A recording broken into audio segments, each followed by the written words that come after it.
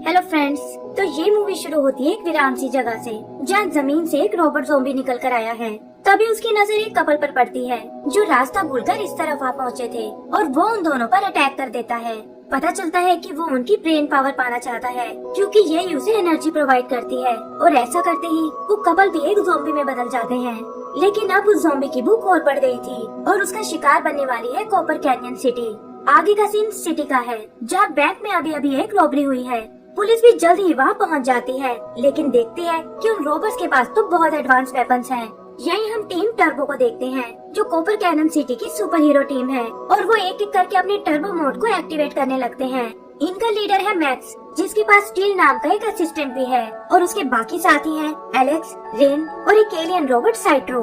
वो लोग उन रोबर्स को रोकने आते हैं जो एक कार लेकर वहाँ से भागने लगे थे।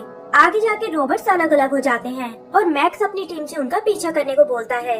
यही वो कार कुछ लोगों से टकराने वाली थी, लेकिन मैक्स एंड टाइम पर आकर उसे रोक लेता है। रेन और साइट्रो ने भी अपने अपने रोबर्ट्स को पकड़ लिया था, लेकिन जिस रोबर के पीछे एलेक्स लगा था वो राह चलती एक लेडी को अपने कब्जे में ले लेता है और कहता है कि अगर आगे बढ़े तो मैं इसे बिल्डिंग से नीचे फेंक दूंगा। पर उसे एलेक्स की स्पीड का बिल्कुल अंदाजा नहीं था क्योंकि पलक झपकते ही वो उस लेडी को बचा लेता है। फिर वो उस रोबर को लेकर पुलिस के हवाले करता है और ये देखकर सभी लोग उन्हें चीयर करने लगते हैं। आगे का सीन एक लैब का है जहाँ उस रोबोट ज़ॉम्बी ने अटैक कर दिया था और वो बताता है कि मेरा नाम है मोटम। ये सुनकर एक साइंटिस्ट चौंक जाता है कि ये तो हमारा पुराना सुपरवाइजर है जिसकी एक एक्सीडेंट में मौत हो गई थी। तभी मोटम वहाँ खड़े एक और साइंटिस्ट को अपना शिकार बनाता है और कहता है कि मेरी ताकत धीरे धीरे वापस आ रही है। असल में उसके सर पर एक डिवाइस लगी हुई थी और इसी को चलाने के लिए उसे ब्रेन वेव्स की जरूरत है ताकि वो खुद को और स्ट्रॉन्ग बना सके। हर विलेन की तरह उसका भी एक ही सपना था कि सारी दुनिया उसके कब्जे में आ जाए और इसके लिए वो सभी इंसानों को ज़ॉम्बीज में बदलना चाहता था। इसीलिए वो अपने ज़ॉम्बीज को सिटी में जाकर और ब्रेन वेव्स लाने को बोलता है। सिटी में टीम टर्बो एक वॉक पर निकली थी कि तभी उनकी नजर एक अजीब से आदमी पर पड़ती है जो दिखने में बिल्कुल ज़ॉम्बीज के जैसा है और सिटी के बाकी लोग भी उसी की तरह हो गए हैं। वो ज़ॉम्बीज टीम टर्बो को घेरने लगते हैं जिन्हें कुछ समझ नहीं आता कि आखिर ये सब क्या चल रहा है। मैक्स सबको अपने टर्बो मोड में आने को कहता है और साथ ही वार्न करता है कि ये सब सिविलियन लोग हैं और इन्हें ज्यादा चोट नहीं पहुंचनी चाहिए। वो लोग इन्हें रोकने की बहुत कोशिश करते हैं, लेकिन ज़ॉम्बीज कम होने का नाम ही नहीं लेते और तभी वो एक ज़ॉम्बी को किसी लेडी की ब्रेन वेव निकालते हुए देखते हैं, जिससे वो लेडी भी एक ज़ॉम्बी में बदल जाती है। यही एलेक्स भी एक ज़ॉम्बी का शिकार बनने वाला था, लेकिन रेन एंड टाइम पर आकर उसे बचा लेती है। वो देखते हैं कि वो चारों ओर से घिर चुके हैं और अब शायद उनके बचने का कोई चांस नहीं है। पर तभी वो ज़ॉम्बी अचानक से रुक जाते हैं और उन ब्रेन वेव्स को किसी जगह ट्रांसमिट करने लगते हैं। मैक्स को लगता है कि उन्हें इन वेव्स का पीछा करना चाहिए ताकि वो इन सब के मास्टरमाइंड तक पहुंच सके, लेकिन उससे पहले उन्हें अपने ब्रेन को बचाने के लिए एक शील्ड की जरूरत थी जो सिर्फ स्टील बना सकता है। पर स्टील को इसके लिए थोड़ा टाइम चाहिए था और तब तक वो लोग उन वेव्स के पीछे जाते हैं। उधर लैब में हम मोटम को देखते हैं जो उन ब्रेन वेव्स को पाकर और पावरफुल हो गया था और उस आखिरी साइंटिस्ट को भी अपना शिकार बनाने की सोचता है, पर उससे पहले ही टीम टर्बो उस तक पहुंच जाती है। वो लोग बड़ी आसानी से उस पर काबू पा लेते हैं और साइट्रो अपनी डेथ रे से उसे चकनाचूर कर देता है। यह साइंटिस्ट से उन्हें पता चलता है कि मोटम एक टाइम पर बहुत ही जीनियस था जिसने अलग अलग तरह के कई इन्वेंशन किए थे, पर एक बात उसे हमेशा परेशान करती थी कि मोटल होने की वजह से एक दिन उसकी सारी नॉलेज खत्म हो जाएगी और वो कैसे भी करके इसे बदलना चाहता था। फिर एक दिन उसे कनेक्ट टेक का पता चला, एक ऐसी एलियन टेक्नोलॉजी जो तुम्हारी विश के अकॉर्डिंग किसी भी चीज को क्रिएट कर सकती थी, और मोटम ने उसे चुरा लिया। टीम टर्बो ही उस वक्त उसे रोकने आई थी, पर मोटम ने किसी तरह टैग को अपने माइंड से कनेक्ट कर लिया ताकि वो इमोर्टल बन सके। सभी को लगा कि शायद टैग की पावर ने उसे मार डाला है, लेकिन वो एक ज़ॉम्बी बनकर फिर से जिंदा हो गया जिसे सरवाइव करने के लिए ब्रेन वेव्स की जरूरत थी। वो बात कर ही रहे थे कि तभी मोटम एक बार फिर उठ खड़ा होता है जो कि अब एक स्कॉर्पियन ज़ॉम्बी के रूप में था। वो बताता है कि टैग की पावर को खत्म नहीं किया जा सकता और अब मैं इमोर्टल बन चुका हूँ। टीम टर्बो एक बार फिर उसे रोकने की कोशिश करती है, पर मोटम अब बहुत ताकतवर हो चुका था और जल्द ही उन्हें काबू कर लेता है। फिर वो उनकी ब्रेन वेव निकालने की सोचता है, लेकिन हम देखते हैं कि फाइनली स्टील ने उस ब्रेन शील्ड को बना लिया है। मोटम स्टील की पावर से बहुत इम्प्रेस था कि शायद ही मेरे भी काम आ जाए, इसीलिए वो उसे पकड़कर अपने साथ ले जाता है और उधर टीम टर्बो उस टूटी हुई लैब के मलबे में फंस जाते हैं। होश आने पर वो देखते हैं कि स्टील वहाँ कहीं नहीं है और मैक्स समझ जाता है कि मोटम जरूर उसे अपने साथ ले गया है। ये सिटी की हालत बहुत ही खराब थी, जिसे मैनेज करने के लिए आर्मी को बुलाया जाता है और वो लोग पूरी सिटी को लॉकडाउन कर देते हैं। उधर मोटेम ने एक हिल पर अपना बेस बना लिया था जो उसका फ्यूचर किंगडम होने वाला है। तभी उसके लोग स्टील को लेकर आते हैं और उनकी बातों से पता चलता है कि मोटेम का माइंड इतनी सारी ब्रेन एनर्जी को कंटेन नहीं कर सकता और इसीलिए वो स्टील की सिस्टम से उसका एनर्जी बैंक निकालना चाहता है जिसमें अनलिमिटेड एनर्जी को स्टोर करने की पावर है। स्टील को यकीन था कि टीम टर्बो उसे बचाने जरूर आएगी, लेकिन मोटेम उसकी एक नहीं सुनता। फिर जल्दी ही वो उस डिवाइस को निकाल लेता है और अपने ज़ॉम्बीज़ से कहता है कि मुझे किसी भी कीमत पर टीम टर्बो की ब्रेन एनर्जी चाहिए। इधर रेन टीम टर्बो को अपने सेफ हाउस में लेकर आती है ताकि वो अपना अगला प्लान सोच सके, पर वहाँ एक ज़ॉम्बी आके अचानक से एलेक्स पर अटैक कर देता है। एलेक्स लड़ने के लिए अपना टर्बो मोड यूज करना चाहता था, लेकिन देखता है कि वो तो एक्टिवेट होने का नाम ही नहीं ले रहा। रेन और मैक्स के साथ भी ऐसा ही हो रहा था और तब साइट्रो आगे आकर उनकी मदद करता है।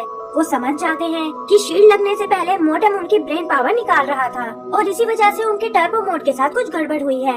तभी उस ज़ॉम्बी को देखकर मैक्स के माइंड में एक आइडिया आता है कि कोई तो तरीका है जिससे ये ज़ॉम्बीज़ मोटेम तक अपनी ब्रेन एनर्जी ट्रांसफर करते हैं और अगर हम साइट्रो को इससे कनेक्ट कर दे तो मोटेम की लोकेशन का भी पता चल जाएगा।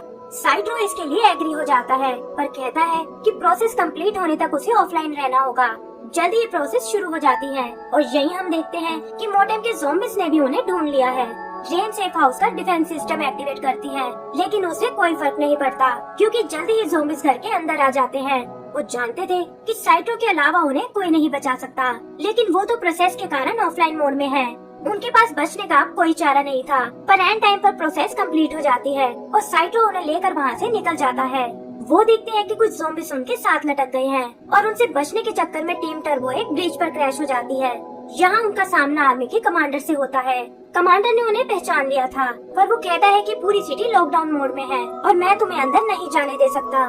तब मैक्स उसे मोटेम के बारे में बताता है कि कैसे वही इन सब का जिम्मेदार है और हमें उसकी लोकेशन मिल चुकी है। कमांडर भी शायद यही जानना चाहता था क्योंकि जैसे उसे लोकेशन पता चलती है वो अपने बॉम्बर प्लेन को एक्टिवेट करने को बोलता है ताकि सिटी के साथ साथ मोटेम को भी ब्लास्ट कर सके।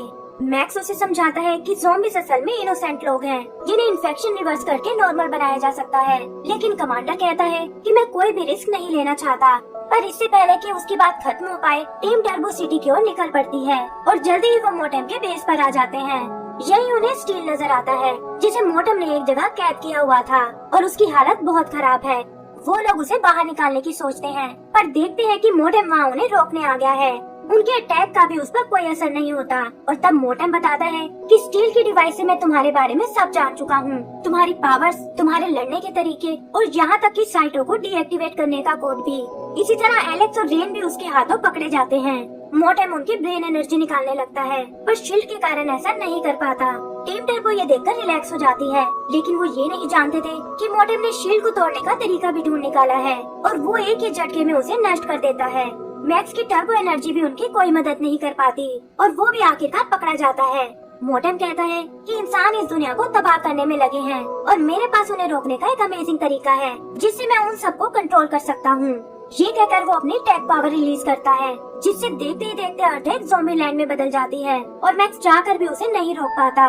तभी हम उस बॉम्बर प्लेन को देखते हैं जिसने मोटेम के बेस पर एक बॉम्ब गिरा दिया है। मोटेम अपनी पूरी एनर्जी उसे रोकने में लगा देता है जिससे मैक्स को भागने का मौका मिल गया था और मोटेम देखता है कि वो स्टील को भी अपने साथ ले गया है। फिर वो एलेक्स, रेन और साइट्रो को बाहर निकालता है जो अब उसी की तरह ज़ॉम्बीज़ बन चुके हैं और उन्हें मैक्स को पकड़ने के लिए भेजता है। उधर मैक्स ने स्टील को लगभग ठीक कर लिया था और वो लोग प्लान बनाते हैं कि आखिर मोटेम को कैसे रोका जाए। तभी उन्हें पकड़ने टीम टर्बो वहाँ आती है जो पहले से और भी ज्यादा खतरनाक और ताकतवर बन चुकी थी, लेकिन ये दोनों किसी तरह उनसे बच निकलते हैं और अंडरग्राउंड बने सीवर्स में आ जाते हैं। स्टील उन्हें वापस ठीक करने का एक तरीका बताता है कि अगर हम टर्बो एनर्जी का एक स्ट्रॉन्ग शॉक उन्हें दें तो मोटेम का माइंड कंट्रोल टूट जाएगा और टीम टर्बो एक बार फिर नॉर्मल हो जाएगी। लेकिन इनके लिए पहले उन पर कुछ रिसीवर लगाने होंगे ताकि टर्बो एनर्जी को कंसंट्रेट किया जा सके। आगे मैक्स अपने टर्बो मोड में आता है और अब उन्हें अपने दोस्तों पर उन रिसीवर को लगाना होगा। सबसे पहले वो एलेक्स और साइट्रो को टारगेट करता है और उसके बाद बारी आती है रेन की, जिसकी नई पावर्स मैक्स के लिए मुसीबत बनने लगती हैं। तभी साइट्रो और एलेक्स भी वहाँ आते हैं, लेकिन मैक्स किसी तरह रेन पर भी रिसीवर लगाने में कामयाब हो जाता है। फिर स्टील की मदद से वो उन्हें एक एनर्जी शॉक देता है और इससे वो तीनों पहले की तरह नॉर्मल हो जाते हैं। पर टर्बो पावर के कारण किसी तरह उनके माइंड में एक कनेक्शन बन जाता है जिससे बात करने के साथ साथ वो एक दूसरे से अपनी पावर्स भी शेयर कर सकते हैं। आगे हम उन्हें मोटेम के बेस की ओर जाते हुए देखते हैं, जहाँ वो सभी इंसानों की माइंड पावर को कलेक्ट कर रहा था, लेकिन टीम टर्बो के अटैक उसका ये प्रोसेस बीच में ही रोक लेते हैं। अब मोटेम गुस्से में एक खतरनाक मॉन्स्टर में बदल जाता है और कहता है कि अब इस टीम टर्बो के खत्म होने का टाइम आ गया है। यही मैक्स नोटिस करता है कि उसके कोर में एक एनर्जी बॉल है, जिस पर अटैक करते ही उसका टैग डिवाइस एक्सपोज हो जाता है और इसी को नष्ट करके वो मोटेम को रोक सकते हैं। ये सुनकर वो सब मोटेम पर अटैक करने लगते हैं, लेकिन इसका कोई फायदा नहीं होता और ऐसा लगता है जैसे इस बार भी मोटेम उन पर भारी पड़ने वाला है। तभी रेन को उस माइंड कनेक्शन का ध्यान आता है और वो तीनों अपने पावर्स मैक्स के साथ शेयर करने लगते हैं। ऐसा करते ही मैक्स का साइज बड़ा हो जाता है, जिसके पास अब पूरी टीम टर्बो की ताकत थी और इससे वो मोटेम की एनर्जी बॉल को नष्ट कर देता है। उसके नष्ट होते ही टैग डिवाइस बाहर निकल आती है, जिसके अंदर सभी इंसानों की माइंड पावर स्टोर थी और मैक्स अपनी पावर से उस डिवाइस को चकनाचूर कर देता है। वहाँ ज़ॉम्बीज़ बने सभी इंसान एक बार फिर ठीक हो जाते हैं और मैक्स भी अपने रूप में वापस आ जाता है। सिटी में अब सब कुछ नॉर्मल हो चुका था और टीम टर्बो भी अपने अगले मिशन पर निकल जाती है और यही खत्म होती है हमारी आज की ये मूवी। तो दोस्तों, अगर आपको ये मूवी पसंद आई हो तो प्लीज हमें लाइक एंड सब्सक्राइब करना ना भूलें। Thank you.